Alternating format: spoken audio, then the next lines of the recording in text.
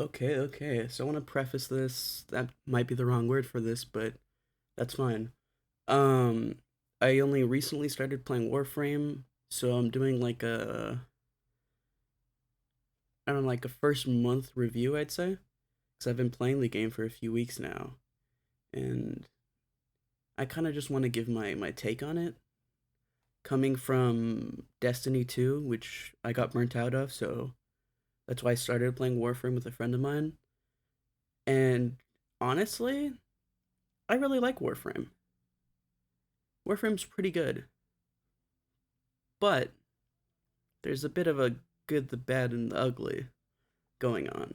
I think the good is the movement's great. There's so many different possibilities for different play styles. There's all these different Warframes you can do different things for. You don't like shotguns, there's a bunch of snipers, there's SMGs, there's like assault rifles or like auto rifles. I'm not too sure what they call them here, so I'm just gonna be using like what I assume they are.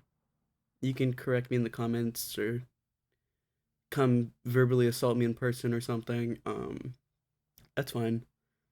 But currently, my favorite is probably Volt. When I first started, I got the Prime, the Amazon Prime, not Amazon Prime, Twitch Prime drops. So I had Octavia, and Octavia was great because I'm just learning, and I can just put this circle on the floor that kills stuff for me while I'm still trying to figure out, bullet jumping and the like bullet time kind of thing when you aim in when you're like jumping, and it kind of like makes it easier to snipe things. Learning that, learning for a while, I didn't even know that like heavy attacks were a thing, or alt fire. When I got the penta, I'm like, I don't know what the fuck this is, but after a little bit, I joined the clan, and they're pretty cool. Um, Warframe as a whole, I'd say the community is really welcoming. Very rarely I found like a few assholes. Usually in the marketplace, they're trying to like flip something. The in-game like premium currency that you have to spend money for is called platinum. For anybody who like might be looking at my new player review as like what they'd experience or something, if some kind of like similar experience they'd get from them being new at it. Um, Platinum, you can technically earn it by getting Riven mods, which are these like rarer mods that you get in like the later game, that you do like a some kind of, it's like kill 5 enemies while like bullet jumping or something, and then it'll unveil it. It'll be for a specific weapon, and it's like plus this much damage, plus this much crit, this much crit chance, like some kind of bonus. And sometimes you can get some really good ones that go for a lot of platinum. Sometimes you get some really shit ones that don't go for much platinum. But you can go and you can get like, you can use Riven slivers, which is a drop, and you can get some Riven you get some Riven mods. You get, I think, 2 or 3 a week. You can get from that, or you can get them from certain like quest rewards. There's like a few ways to get them, and you can just go sell them for platinum if you don't want to spend any money, but you want to buy like, let's say like a Warframe slot or like a weapon slot because you're running out. You can do that. Because this game's very much, it's not like pay to win. It's more like pay to not wait, if that makes sense. Because everything in the game you can pretty much get for free. You can get everything you want in this game for free, but pay $5, and it's like a week of just grinding if you're very casual. Like there's a thing called Nightwave where you can get Warframe slots from it as one of the like battle pass kind of thing that it is, one of the rewards, and you can do that. Or you could spend 20 platinum and just buy one. Or say you see a Warframe, which is like the kind of like the character you play as. They all have different powers, and you can build them out certain ways and stuff. say you want like the guy I use Volt. You didn't pick him as your starter, so you're like, oh, I want to get him.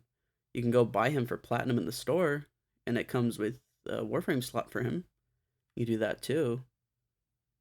Or you can go do different missions and try to get lucky in getting each of his drops. Or there's certain quests that give the Warframe. Or you can do these things called relics, where you go do a specific mission and you collect 10 of these little energy things to crack the relic, and you can get one of the possible drops from it at the end, which is cool if you do it with other people, because you do it with three other people, and that's three other possible rewards. You don't get just stuck with the one you brought in, which is nice. Sometimes you can go in there and get, like, say you're going for Volt, and then somebody has like a part for like Volt Prime, and you're like, oh shit, nice. And speaking of primes, they're just like, it's like Volt but better stats if it's a Volt Prime. Same for everything else. You'll have like their normal version and the Prime version. If you're coming from Destiny, it's a bit like adept weapons, especially when there's things called mods, which this one will give you like plus rifle damage, fire damage, stuff like that. And a lot of them are by percents. So if your base, you know, of it is higher, multiplying by that's gonna, a maxed out Volt and a maxed out Volt Prime, you're gonna see a difference between the stats. It might not be like a million times better, but it's still something you should go for. And honestly, Warframe's mastery rank thing is a little bit of the bad, I'd say. It's not too terrible, but it's in between, like, it's neutral, I guess, if we're doing the good, the bad, the ugly. I like it. It makes you, try new things. And because weapons and warframes, they go from level 1 to 30. And as you're leveling them up, you're getting mastery rank progress. And mastery rank, once you get to, you fill up enough progress, you do some kind of test. It'd be like a stealth mission. It'd be like kill this amount of enemies. It'd be like there's disappearing platforms and you have to kill enemies. It's a group of different things. You know, it's the same test. Like the number one test is the same for everybody, but it's not going to be the same as the number 2 and 3. Each of those are different tests that are already like preset, and some of those are a little not so fun.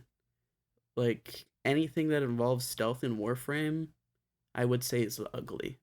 I recently did the Nuke War quest, and you can ask some of the people I like talk to in the Warframe community. Mostly the people in my clan, not my clan, but the clan I'm in, to make sure. Um, I hated the middle of that. When you play as the Drifter, it's part of the Deviri paradox portion of the game, which is I believe is a newer thing. Um, that is my worst time I've ever had playing Warframe. There's like a stealth portion, which is just like horrendous. I don't like, unless I'm doing like a stealth game, I like stealth. If it's optional stealth in a game that's not a stealth game, that's fine. If it's mandatory stealth in a non-stealth game, I want to I don't want to do that. I hate that. That's horrendous. Why are you doing that? You're, running around as like funny robot people shooting shit. Why am I going to want to do a mandatory stealth segment? I had to take a couple shots doing that because it was just my least favorite thing in the world. I hate anything involving the Drifter. I like the circuit. It's a great way to get arcanes, and if you get all the rewards, you get arcanes, you get mods that are good, and you get a Warframe, which is like, oh hell yeah, that's awesome. A free Warframe, I don't have to go grind these specific things, I don't have to spend platinum. That's great. Playing as Drifter? No, that sucks. I hate that. that's horrendous. The beginning part of it, like no spoilers, you get to play as one of the usual bad guys, and you get some lore. It's fun. The ending, you get some more lore about Lotus, this lady that's been talking to you for the whole game, like as a guide almost. And you're like, oh wow, Lotus is kind of cool. Look at all this lore with Lotus. But the middle part's like, hey, play with Drifter. Here's some weapons that do no damage against some bosses that are just shit. This poison boss that can take almost like 2/3 of your health if you get hit. Oh, cool. You can only heal every, like, what was it, like 25 seconds? That sounds like so much fun. No, that sucked. That was horrendous. That's the ugly. Anything stealth is ugly. And then also the bad, I'd say, is the like the platinum. There's so many, like, I wouldn't say scams, but they're like platinum traps in the market where you're like, huh? Why am I gonna spend that much for this thing that I could buy the blueprint for with credits that easy to get free currency? And I probably already have all the materials to craft this weapon. Why is it 175 platinum? And then they're like, oh well, you get a weapon slot and a catalyst already in it. For some of them, I'm pretty sure. And I'm like, okay, well, weapon slot's 20. A catalyst is 20. That's 40. So you're charging me the rest of that just to skip the weight of building a weapon? And then new players will think, oh, hell yeah, a weapon and everything in there? And it's only like $10? I'll do it. But no, that's a terrible idea. Now, on the other hand, some of their bundles that come with Warframes and Platinum and all these mods are great. Those are cool. But then you go to the market and there's like essential mod bundles. You can play a single match and get most of those. That's not worth buying. Now if it was like instead of like 75 platinum, it was 5, that'd be great. That'd be awesome. I'd maybe buy, you know, one of them if I didn't have them for some reason, like if I just couldn't get them to drop, even though some of those I have like 6 or 7 of, and I just either transmute them to get a random mod or I just sell them for endo, which is endo's a different currency used to level up your mods, so higher rank. The higher rank, the more efficient the mod is.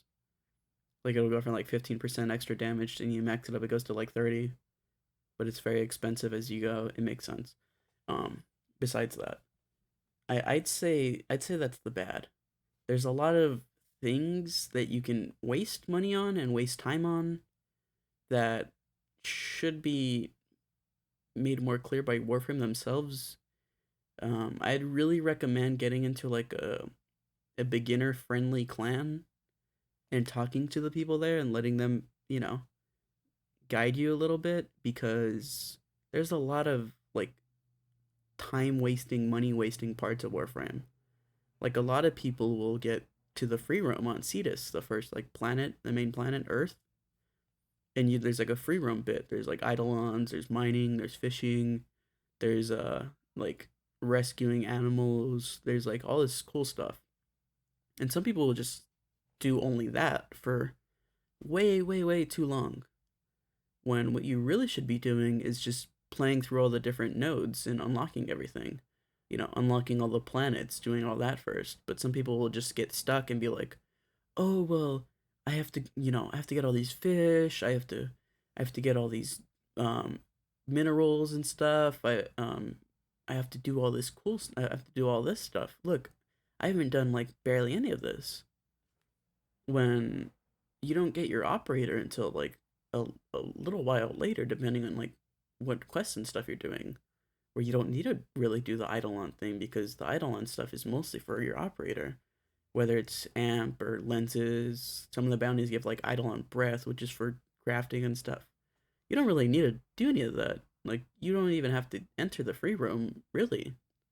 Like there's a quest that puts you in there for like the leader of Cetus, like the main like village chief guy, which is fine, but you don't have to spend too much time in there. You don't have to do anything there. But you're not really told that. You're kind of like you got like FOMO also where you're like, "Oh no, but what if I don't do this? What if I don't do that?" When you're fine not doing that. You could do that like way later. That's completely fine. Which, I feel like should be made more clear. Because personally, I feel like there's certain things that I did. I'm like, why did I grind that? Why did I do that? Why wasn't I doing this? Why wasn't I doing that? You know? Like for the longest time, like at least I'd say the first week or so, I only played on Octavia because I'm like, oh, I found this character, I like her. Why am I gonna play somebody else? But then, I'm like, oh well, you should play other Warframes because you need mastery rank. There's certain weapons and things that you need a certain mastery rank to be able to even use or even get. You're kind of like keeping yourself behind. And I'd say the worst part of mastery rank is the waiting. If you mess it up, if you like fail the quest, you have to wait a whole day. And as I was getting, the beginning ranks are so easy to, to hit the required mastery rank number. Like the amount of like stuff you have to level up to get to. And then you have to wait. I could have went through like mastery rank 1 through like 5 in a day. But I had to wait. And it's like a real setback. And then as you get towards, the max mastery rank, you know, level like 30 is the same as like level 1 through like 20 or something. That math might be off, but you're getting what I'm saying. Like it just gets increasingly harder. And then if you fail, you have to wait a whole day. Why? That's goofy. That doesn't make any sense. That's also part of the bad. The good though is I love like stance mods can like wildly change a weapon.